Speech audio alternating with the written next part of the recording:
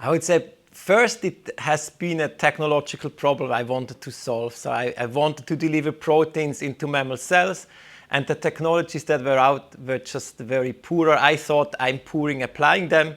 I went to a conference and realized that actually the whole field struggled with doing that. And then I had those bacteria in the freezer that could actually do this, or that they would do it by nature, but for what they wanted to deliver. And then I said, I mean, that could solve my technological problem.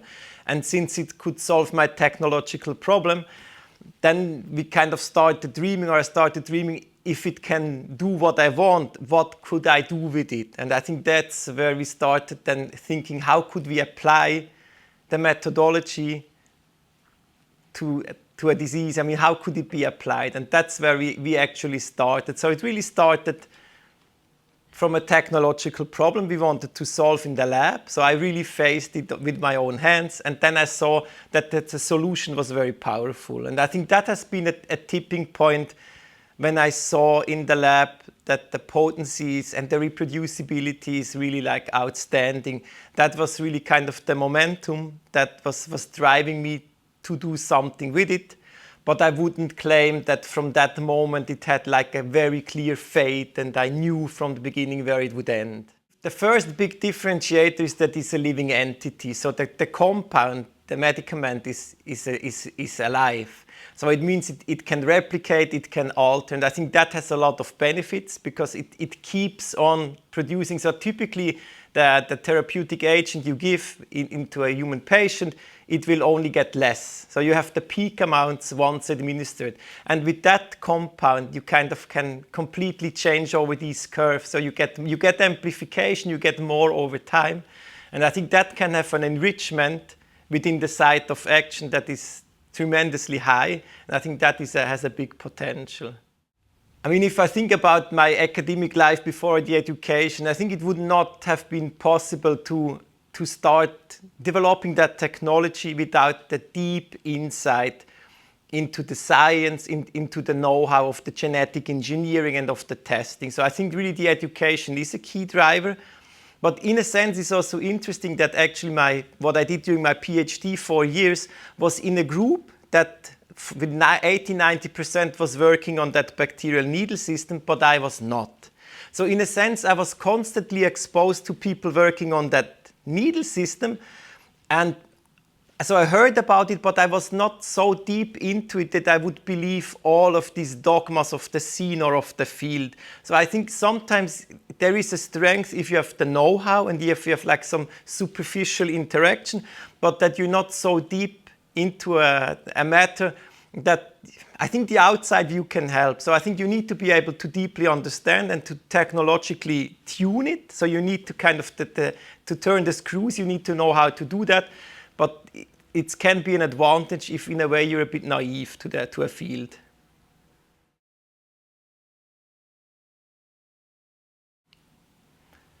I mean, for me, when we saw in the lab the potency of the technology, when we really saw it working reproducibly and comparably at a very strong level, that was just that moment where internally I decided I wanted to do something with it, while the way it would take and how that would go was, for me, was unclear because I was new to the field. And I think it emerged with the growing project that without an economic vehicle, forming a company, it was just impossible to accelerate. And I think that is almost kind of an automatic conclusion if you have such a project or you have such data and you're in an academic research institute and you want to have it growing. I think that has always been the bottom line. We wanted to bring the technology ahead. That then you realize you need to have a vehicle where people can invest, where you can make it grow. And so I think that has been a process that kind of matured, but has been new land, a lot of new territory, but also very exciting. The University of Basel was very supportive throughout. So I mean, we started doing the work academically within the Biozentrum, the old Biozentrum at the time. And so we could stay. So we could mature the technology to a level where you have a chance to attract investors or investments. And I think that is so detrimental. And I think that is something that sometimes there is a fundamental misunderstanding, because from the point you have the first data and you see that the technology is working. And I think especially in these fancy new fields where there is not so much out already, you need hell a lot of time and a lot of money to generate tons of data to convince people that it's really worth investing in what you do. And I think I will be talking of years, not two, I would say 5, 6 years, where the university almost must support a growing venture so that it can accumulate the needed data. And we could find that. I think we could rather find that through personal interaction and through convincing people that the technology was worth it. So that has been a learning process. And then we found surprisingly many open doors. So we collaborated with many institutes within University of Basel, so with many PS. We started collaborating because we are microbiologists, so we were new to the cancer field. So we knew we need know-how there. So we started collaborating with people in that field. And so we had that within the Biozentrum, with the Department of Biomedicine, with the Friedrich Michel Institute. We had a lot of collaborations, and we found very many open doors. Also within the Vice Rectorate, I think we had funding instruments that we could benefit from. So we had a lot of support throughout many, many years, and that was detrimental.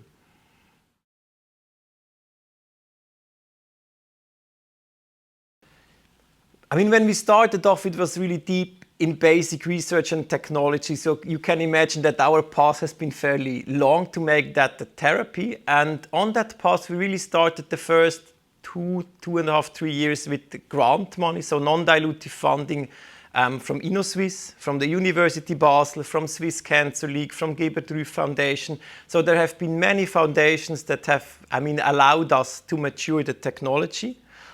And at some point, then you start realizing that if you want to press on rapidly, you have to transition to a company.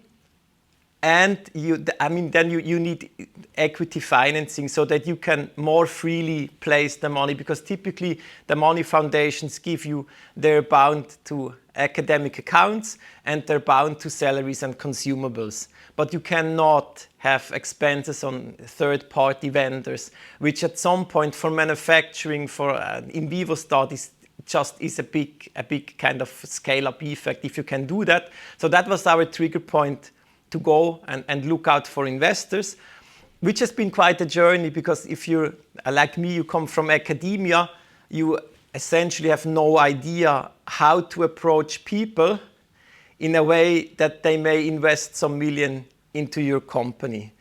And I think that still has been fairly smooth, I would say. I mean, you clearly underestimate the time it takes to really have a matchmaking that succeeds. So that for me, I would say at the time was 9 to 12 months probably was realistic. I would probably now is even longer.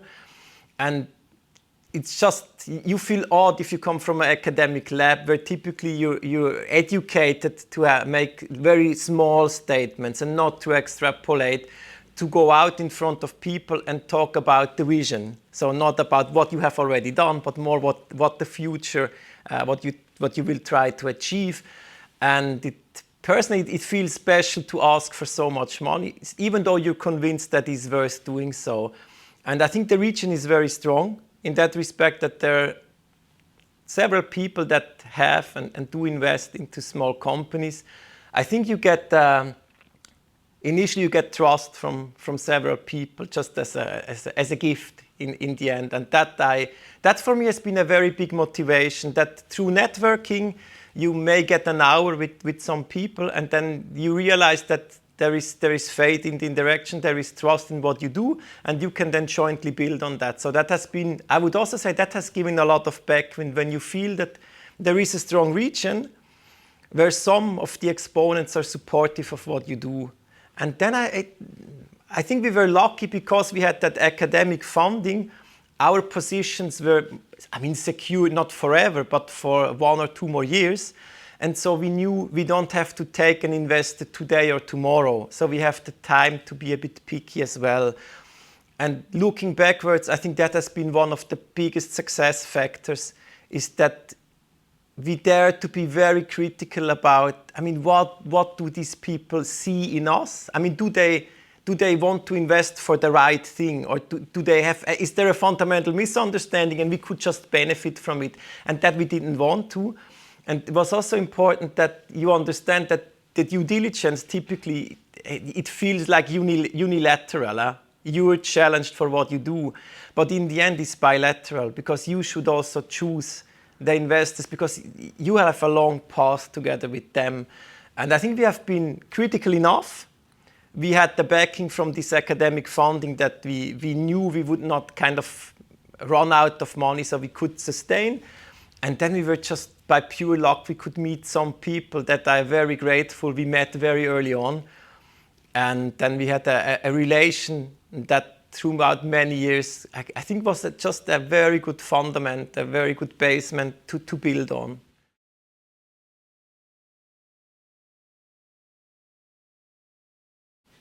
I mean, for me, if you think about the survival of your startup, I think the most important thing is that you need to start realize that time matters. So it's not only the milestones and the achievement, but it's how long does it take you to achieve the milestones. And I think initially you need to take certain risks in order to be fast enough.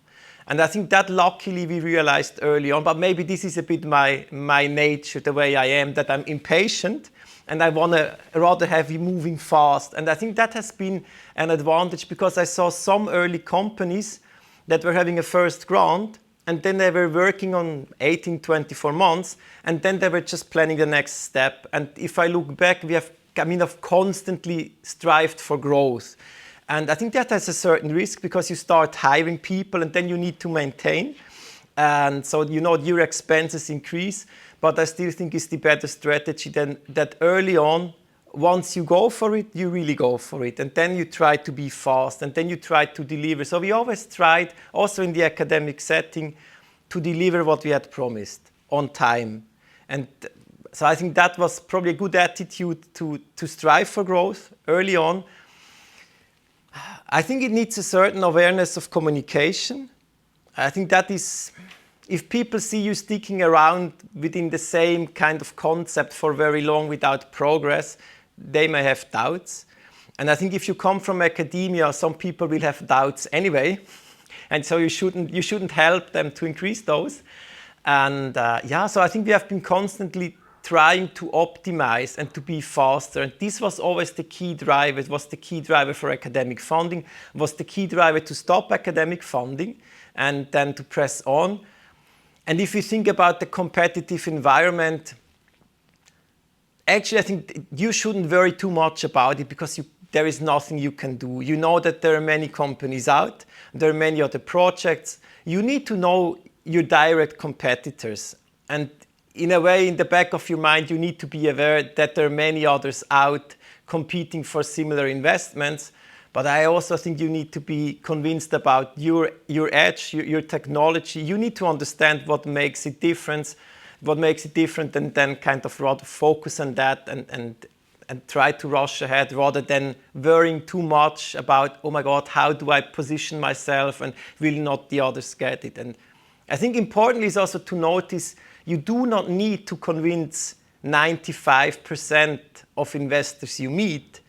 Is important to get the 1, 2, or 3, the right ones. That is what matters. So I think you need to be able, or you need to be good with accepting the no's as well, trying to learn from those, but still not being kind of embarrassed to press on. We can be blunt, in biotech, without intellectual property, you probably go nowhere. And I think that luckily we realized very early on, or let's say we did it. We filed the patent without realizing how important it would become. We can be transparent about that. So we filed the first patent very, very early, still fully academic, when the technology just was about to mature. And that was also against some internal kind of pushback. I found a way to do it. There also we had the support from tech transfer from Unitectra to essentially go for it. And I think also that was a learning process, that there is a competition what the university will file and what not. And you kind of had to convince people to do it.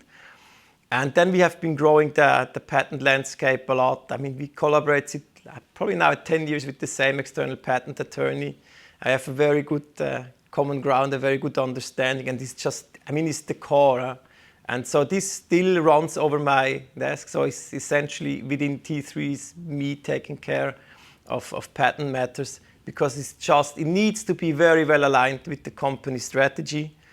And you need to know where you want to have it. You need to be able to defend it and to present it and to make sure to the people that invest that since it's such a fundamental part, is well taken care of and you know about it.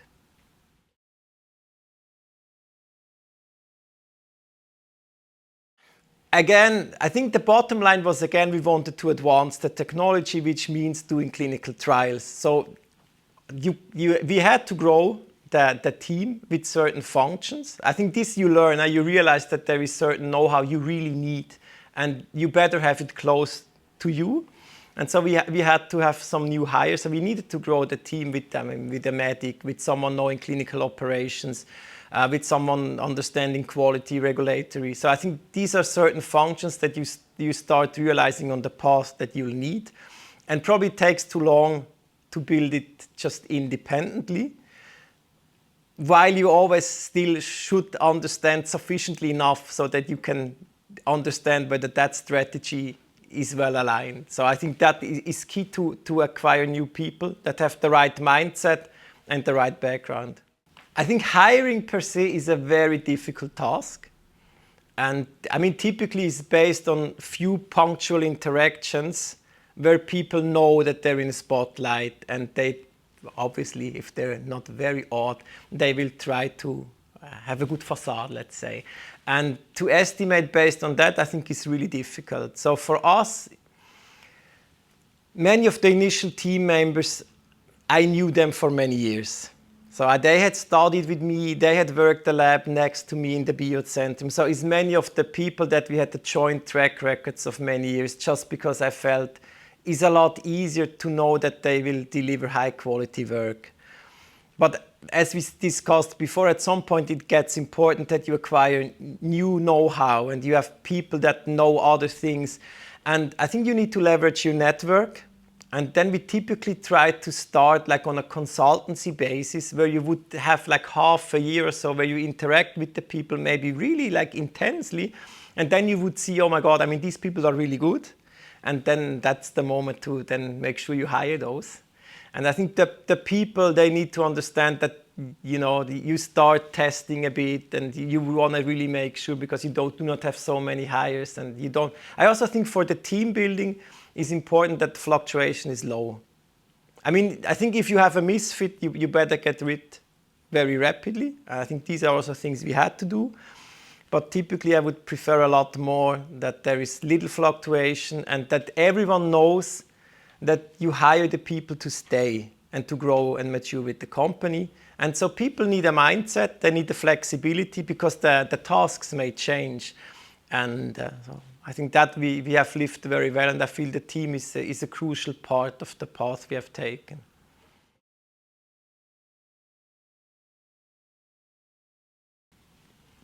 I mean, essentially, I think it's very important that you start talking as a biotech to major pharma very early on. And we did that almost right at start. And we had the luck that through network we could talk to some decision makers at some major companies very early on, and we learned a lot from those interactions.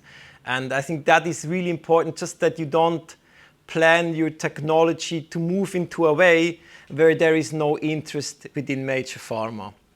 So I think it's really, really important to dedicate a lot of time to business development and to find the right people within some. I mean, you cannot serve the world, but that you choose some 2, 3, 4, 5 major companies you really want to get an interaction with, and you want to launch a collaboration. And I think through the collaboration, there is trust building and you can showcase your technology. So I think that is key.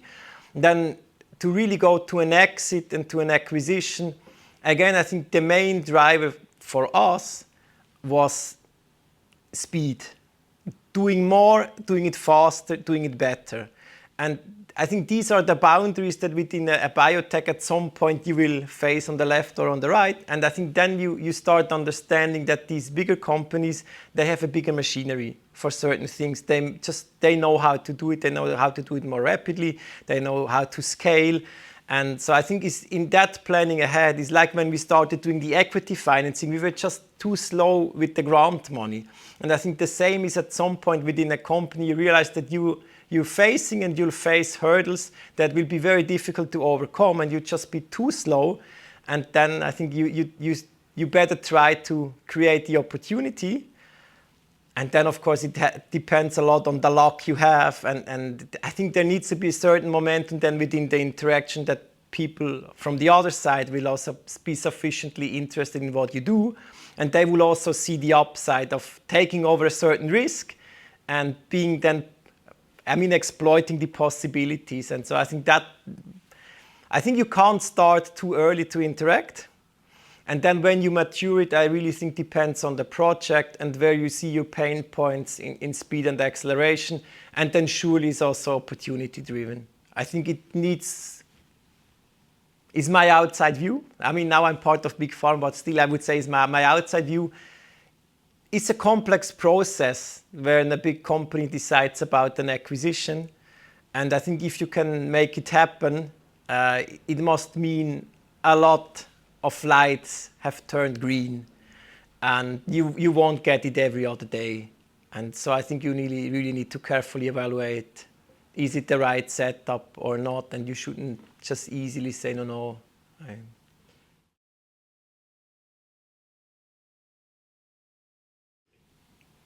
I would say if you start stumbling across like a technology as I did some 11, 12 years ago, I think the first essential point is that you need to convince yourself. And I think that for me happened very informally or internally. But looking backwards, I think it would have been better to formalize or to verbalize. To really write down some bullet points why you were convinced about the technology. And so I think you need to convince yourself that it's worth putting your career or gluing it to that technology. And then I think once you're convinced, then you should act in a convinced manner. Then you're convinced about it, and then you need to go with it. And I think that means that you will face the no's, oh my God, what is that? And you will have a lot of criticism on that journey. And I think being firm about your own commitment, or that you're convinced about it, then you need to stay convinced and try to make others convinced about it as well. And I think that is really important. That I think some people lose faith because people will discourage them. And I think you need to come back to your few bullets on why you're so much convinced about it, and then still press on. And of course, you need to re-challenge those bullets every now and then to see whether some of these have eroded or not, and they shall stay there. But then I think you really need to go for it. I think you need to try to understand the scene and how does it function, how you'll be judged in your deliveries. But then, it's a great journey. So, you really have to go for it. I think there is no kind of halfway in. I think that for me is also important learn. You cannot say, I apply a little here, a little there, and I try to start the company aside, and if it works, this is just, the good investors at least, they have a very, very good feeling for incoherencies. And I think it's incoherent to ask someone for 5 million, but to apply yourself for an assistant professorship in the US. Because, if you leave, the project probably is going to die. But how can you ask someone to risk so much while you're with half a foot already out of the door? It's just incoherent.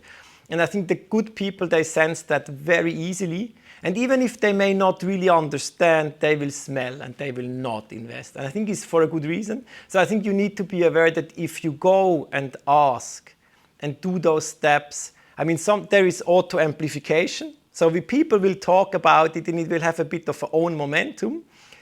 But that you need to be behind it fully. It's full commitment. It's not like a bit. So either you go really into it and then you go and then you're convinced about your bullets and you can defend it. also towards yourselves and your family, because you will also have to get your family into the boat. And then I think then it's an exciting journey. And I also think then you can also fail, because you know you had a good starting point, it was rational to go for it. And then you need to do just whatever it takes to make it progress.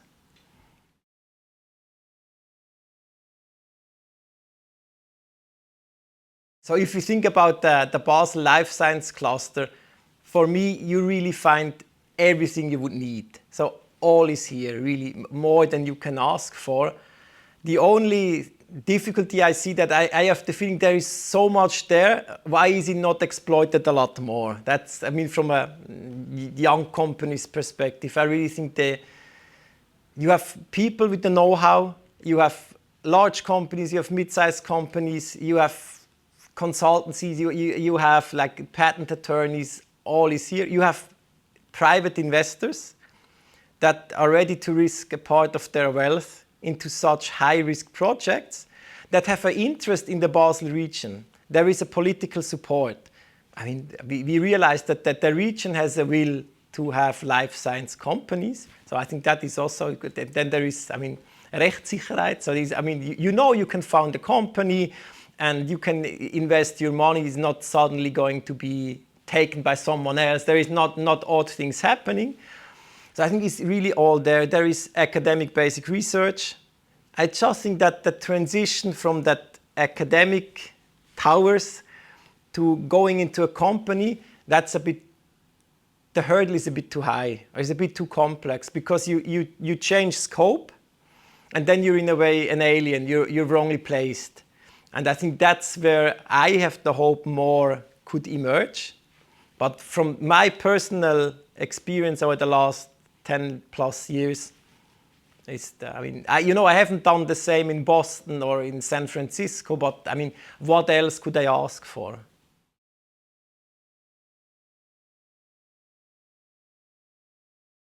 I would say if you think about fostering innovation in Switzerland, I think on a federal level, I mean, we see that with the Swiss Accelerator, I think the government really has thought over its kind of rules, and they have even adapted and changed. And I think InnoSwiss is just funding a lot of very early companies. They go in with high risk. So I think on a governmental level, I would say that there is already quite a bit. Clearly, one can discuss whether a little part of pension fund money or money available could flow into early companies, whether on a global Swiss-wide level, that through the mass would then not be high risk anymore, but I mean, you would create high qualified employees. And so I think you would have a kickback of that. So I think that's clearly something that I think every now and then is discussed, but I feel probably is not really done.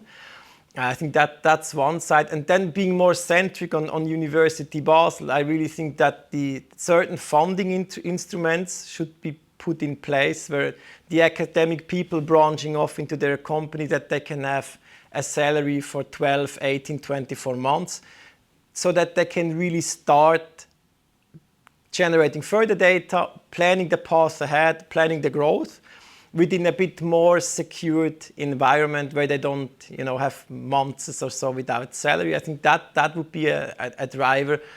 And then I also think that the policy makers must understand how the research institutes function and how they're incentivized. So how are the people, the professors, judged is based on publications, essentially. And how much incentive do they then have to give away space and resources to people like me 10 years back trying to start a company? And I just think that if the political weight can be put on the balance, that this is not just a desire of some young PhDs or postdocs, but is a political desire that if basic research is supported as it shall be and as it is, and it hopefully continues to be, that then these branching off, which take years and cost some million, that these branching off over many years, this rooting off, that must have a place and shall be within the institutes where the people start kind of start with the technology. And I think that with the new buildings being constructed, I think is a chance, is an opportunity to have that as a kind of Leistungsauftrag as well, so that the way the academic landscape is judged shall be influenced. In my view, is my personal view, I think if that is influenced a bit by policymakers, that there is also a rating on, I mean, what happens if there is an invention within basic research? What happens to that? And that has its part and has its function, so that the people do not need to self-defend and find their path as we did, and it did work out smoothly, and I'm very grateful to some people that made it happen. So we just depended on some key people, but I think if this, by policymakers, there is a fixed slot, and from the university there is a fixed path to take, I think it will be easier for some people to start the ventures, and then just more would happen, which is my wish, essentially.